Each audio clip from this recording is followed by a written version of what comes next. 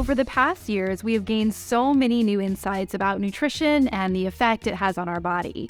Yet, the knowledge is not being implemented into the current U.S. dietary guidelines, and as a result, we find ourselves in the middle of a metabolic health crisis. It just doesn't add up. I mean, are you shaking your head in wonderment like me? Get ready to have your mind blown on the real agenda behind our food industry and challenge the conventional dietary wisdom with me. Be prepared to get a little bit angry, but leave empowered. Let's go.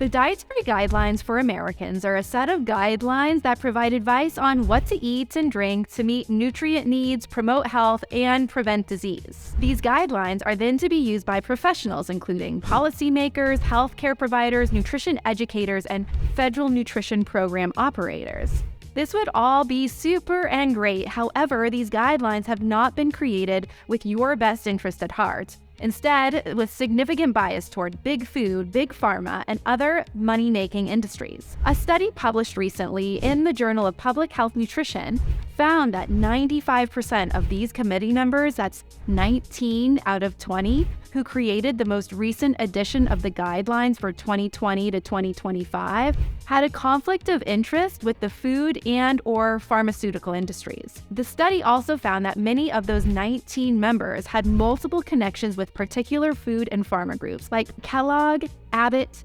Kraft, Mead Johnson, General Mills, Dannon, and International Life Sciences. This is wild because these are the folks who get together every 5 years and tell us what to eat. Would you trust this committee? The study further concluded that the 2020 to 2025 Dietary Guidelines for Americans failed to achieve the recommended standard for transparency, and there were no mechanisms in place to make the information publicly available. While the dietary guidelines indicate they are based on science, the science they are based on is bought by these big food industries like the sugar and grain industry.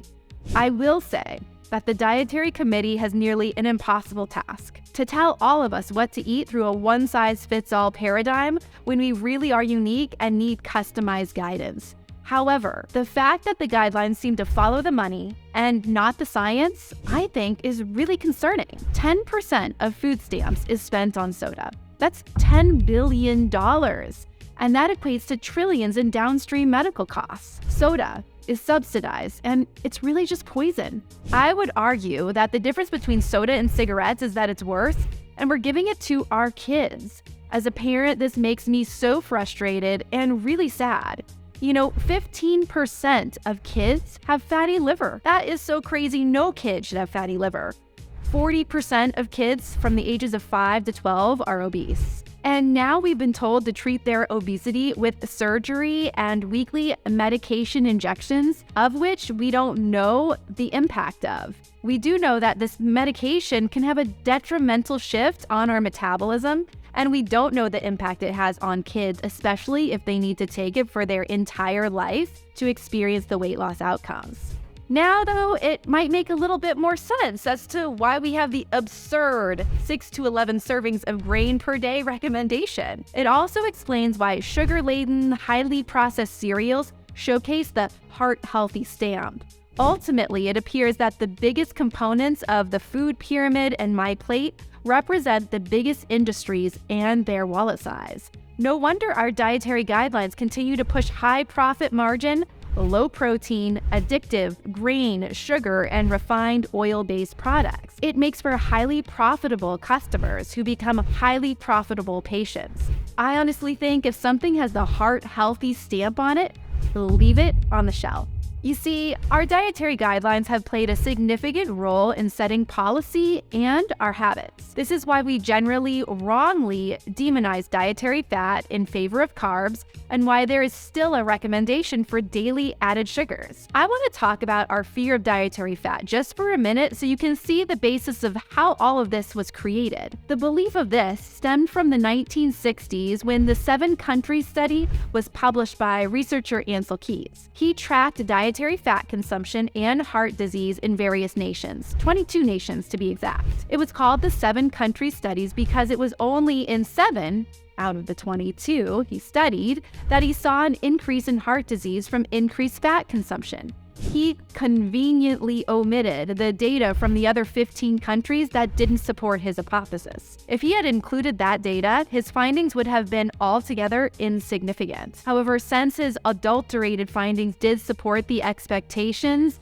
of the scientific community of those times, it was adopted as a part of the Dietary Guidelines for Americans. His inaccurate and faulty conclusions made it onto the front cover of the Time magazine, and as a result, our fear of dietary fat has made history. From that point forward, our truly unfounded fear of consuming fat calories grew, and our love affair for carbs blossomed, as did our rates of obesity, inflammation, and illness. One published study after another attempted to support this diet heart hypothesis. However, the vast majority weakly stood and continued to stand on poor research designs or the findings were completely unsupportive of the argument that fat is bad for you. Despite this, accepting the fact that dietary fat is healthy is difficult for many of us. And accepting the fact that we don't need 6 to 11 servings of grain each day is a huge shift in mindset and our belief system. If you've been struggling to lose weight through means of conventional dietary wisdom, I want you to reach out to us at PhD and chat with one of our nutritionists. We will blow your mind as to how simple weight loss can be when you eat according to what your body really needs. The health consequences of these inaccurate and inadequate dietary guidelines are significant. They have been instrumental in the development of our obesity and type 2 diabetes epidemics. And likely they have more to do than we know with infertility and mental illness that plagues the lives of so many adults and kids now. Instead of helping to reverse these conditions and others like high blood pressure and heart disease, the incorrect dietary advice has resulted in an eating culture where the default for most people is a diet that causes illness. What we really need to do is stop subsidizing and promoting these bad foods. 80% of subsidized food is corn and grain. 0.4% goes to fruits and veggies. Packaged food is one of the most profitable industries, and 70% of Americans' diet is made up of processed foods. We need to step out of the notion that all foods fit. And we need to recognize that there are certain foods that really harm us and cause dysregulated cells and a dysfunctional metabolism. All calories are not equal. Highly processed grains, sugars, and cheap vegetable oils really don't have a place in anyone's diet. 93% of Americans are metabolically unwell. We are at the point where we should consider doing the exact opposite of what we've been doing. I mean, what have we got to lose? No matter what you choose, I invite you to join me in being radically open-minded. Give credence to the reality that we really don't know much about nutrition at all, and consider that the messages we've been told might be very far from the truth. This awakening, I know, can be a really frustrating process, but the sooner we can accept, the faster we can become advocates for our own health and have the freedom to experience better health and longevity. I really encourage you to be curious, ask questions, and empower yourself. Understand that our healthcare system is not the best when it comes to chronic disease. So whether these dietary guidelines are working for you or not, one thing is clear. Everyone is searching for the right answers when it comes to healthy eating. And speaking of healthy eating, have you experienced a weight loss stall? Don't worry, you're not alone. I have some incredible tips and tricks here in this video to help you get back on track. See you in the next one.